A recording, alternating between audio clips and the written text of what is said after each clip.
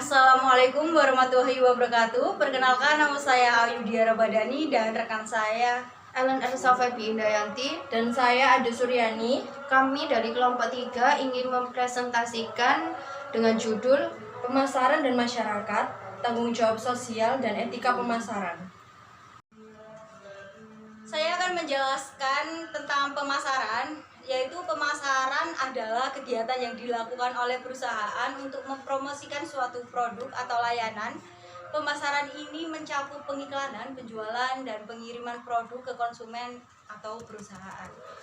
Tujuan umum pemasaran yaitu yang pertama memperkenalkan produk ke masyarakat, yang kedua mencapai target penjualan, yang ketiga memastikan kepuasan konsumen, yang keempat menciptakan strategi lanjutan untuk produk, yang kelima bekerja sama dengan mitra, yang terakhir adalah membuat rekapitulasi penjualan. Fungsi dari pemasaran itu sendiri yang pertama mengenalkan produk. Mengenalkan menjadi fungsi utama dari sebuah pemasaran yang dilakukan oleh perusahaan. Dengan adanya pemasaran, produk akan lebih mudah dikenal oleh pelanggan. Pemasaran harus menonjolkan keunggulan dari produk yang dipasarkan sehingga bisa lebih menarik perhatian dibandingkan produk pesaing. Yang kedua adalah riset. Riset kemungkinan pendapatan informasi yang tepat mengenai pasar target sebuah produk. Beberapa hal yang biasanya harus diriset adalah kepopuleran, usia, jenis kelamin, kebutuhan, hingga keinginan, dan lain sebagainya. Nantinya produk yang diproduksi bisa disesuaikan dengan apa yang sesuai dengan target pemasaran. Yang ketiga, distribusi. Dengan distribusi yang baik akan memastikan bahwa produk dapat mudah dipindahkan dari lokasi produksi ke pasar luas menggunakan jalur darat, air, dan laut. Selain itu juga memastikan bahwa produk dapat dengan mudah didapatkan oleh pelanggan. Sebagai pemasar juga harus merencanakan segala sesuatu seperti armada keuangan dalam proses distribusi. Yang terakhir adalah layanan penjualan. Dalam penjualan sendiri, layanan setelah penjualan memang sangat dibutuhkan. Pemasaran harus membantu pelanggan setelah mereka membeli produk. Misalnya seperti produk mesin, pelanggan mungkin akan merasa kesulitan ketika menemukan masalah pada mesin tersebut yang telah mereka beli. Tugas pemasaran memastikan untuk membantu agar mesin itu berjalan dengan semestinya. Jenis-jenis dalam pemasaran yaitu branding. Branding adalah segala usaha untuk menciptakan sebuah brand. Dengan kata lain, proses menentukan misi, visi, serta logo dapat dikategorikan sebagai branding. Yang kedua, iklan siaran. Bagian dari bauran promosi, dan bauran promosi adalah sebagian dari bauran pemasaran. Jadi secara sederhana, iklan didefinisikan sebagai pesan yang menawarkan suatu produk yang ditunjukkan kepada masyarakat lewat suatu media.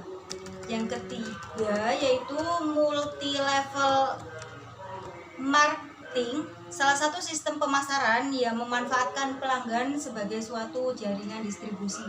Yang keempat, internet atau online, atau sering disebut sebagai pemasaran digital, artinya sebagai strategi pemasaran yang memanfaatkan internet.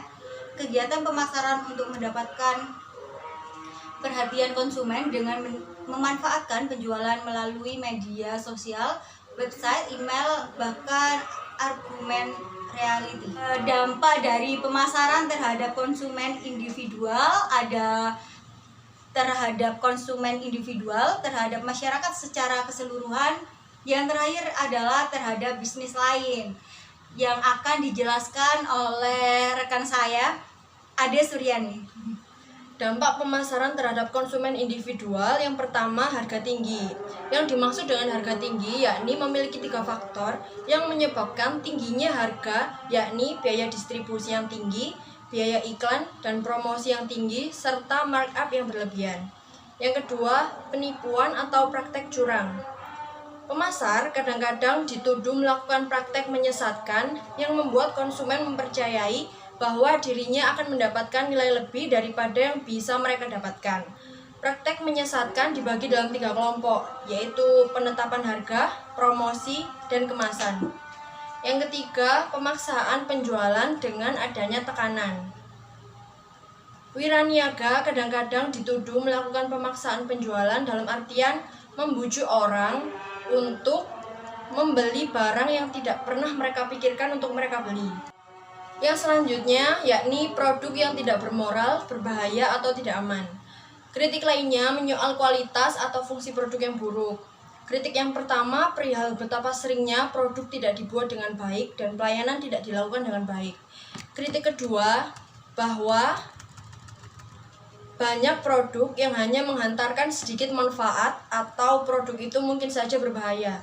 Kritik yang terakhir yakni menyangkut keamanan produk. Yang selanjutnya pengabaian yang direncanakan. Membuat produk mereka ketinggalan zaman atau usang sebelum produk itu benar-benar membutuhkan penggantian. Kritikus menuduh bahwa beberapa produsen senantiasa mengubah konsep konsumen mengenai gaya untuk mendorong pembelian yang semakin banyak dan semakin dini. Setelah itu yang terakhir, layanan yang buruk kepada konsumen yang lemah, yaitu sistem pemasaran yang lebih baik harus dibangun untuk melayani konsumen yang lemah. Sebenarnya banyak pemasar mendapat laba dengan menargetkan konsumen semacam itu dengan barang dan jasa legal yang menciptakan nilai real. Selanjutnya, dampak pemasaran pada masyarakat secara keseluruhan. Yang pertama, keinginan palsu dan materialisme yang berlebihan. Kritikus menuduh bahwa sistem pemasaran mendorong orang bersikap matre, di mana orang dinilai dari apa yang mereka miliki dan bukan dari siapa diri mereka. Masyarakat mempunyai pertahanan yang kuat menghadapi iklan dan sarana pemasaran lain. Pemasar berada dalam posisi yang paling efektif ketika mereka dapat menyesuaikan diri dengan keinginan yang ada, ketimbang ketika mereka mencoba menciptakan keinginan yang baru. Yang kedua, terlalu sedikitnya barang-barang sosial. Dewasa ini, bisnis dituduh menjual barang-barang pribadi secara berlebihan dan mengorbankan barang publik.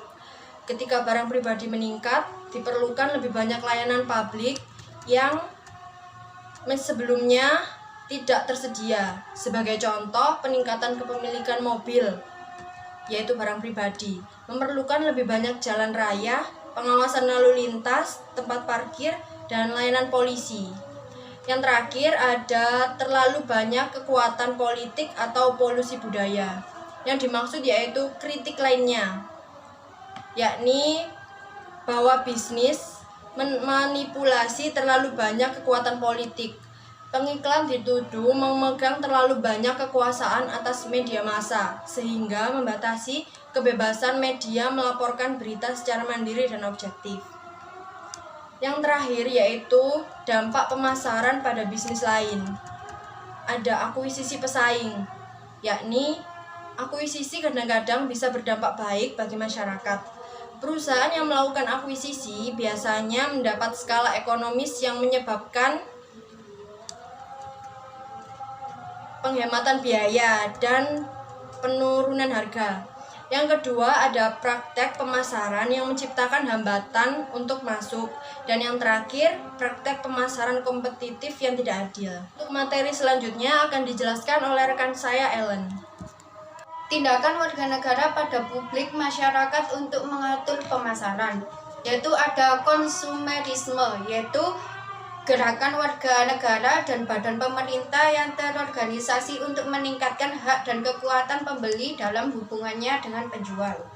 Kemudian yang kedua ada environmentalisme, yaitu gerakan terorganisasi dari warga negara, bisnis, dan badan pemerintah yang peduli terhadap perlindungan dan peningkatan lingkungan hidup masyarakat.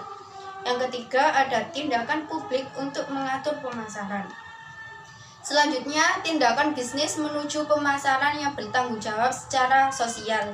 Yang pertama adalah pemasaran yang tercerahkan, yaitu filosofi pemasaran yang tercerahkan yang menyatakan bahwa pemasaran, perusahaan harus mendukung kinerja jangka panjang sistem pemasaran yang terbaik.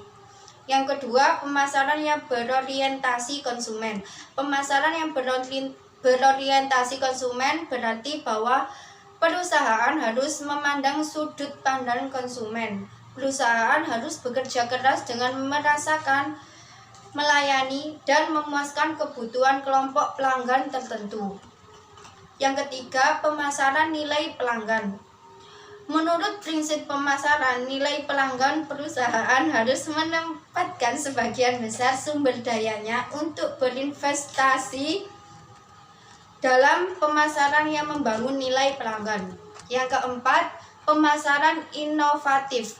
Prinsip pemasaran inovatif mensyaratkan perusahaan terus mencari perbaikan produk dan pemasaran yang sesungguhnya. Cara baru dan cara yang lebih baik untuk melakukan segala sesuatu pada akhirnya akan kehilangan pelanggan yang beralih ke perusahaan lain yang menemukan cara yang terbaik. Ya, dan yang kelima, pemasaran yang mengembangkan misi. Pemasaran mengembangkan misi berarti bahwa perusahaan harus mengidentifikasikan misinya dalam istilah sosial yang luas dan bukan dalam istilah produk yang sempit. Jika perusahaan mendefinisikan misi sosialnya, karyawan akan merasa lebih baik tentang pekerjaan mereka dan mempunyai arah yang jelas. Merek yang terhubung dengan misi yang luas dapat melayani kepentingan jangka panjang merek dan konsumen. Dan yang keenam, pemasaran berwawasan sosial. Yang mengikuti prinsip pemasaran berwawasan sosial, perusahaan yang tercerahkan membuat keputusan pemasaran dengan mempertimbangkan keinginan dan dengan kepentingan konsumen, kebutuhan perusahaan, dan kepentingan jangka panjang masyarakat. Kemudian ada tanggung jawab pemasaran, yaitu yang pertama dalam bidang promosi, dalam bidang distribusi, dalam bidang penetapan harga, yang keempat dalam bidang riset pemasaran, dan yang terakhir hubungan organisasional. Kemudian ada pemasaran, ada 7 prinsip pemasaran, yaitu prinsip kebebasan konsumen dan produsen, prinsip pengendalian bahaya potensial, kemudian ada prinsip memenuhi kebutuhan dasar, ada prinsip efisiensi ekonomis, prinsip inovasi, prinsip pendidikan dan informasi konsumen, dan prinsip pelindungan konsumen. Sekian dari kami, semoga yang kami presentasikan tadi bermanfaat. Wassalam.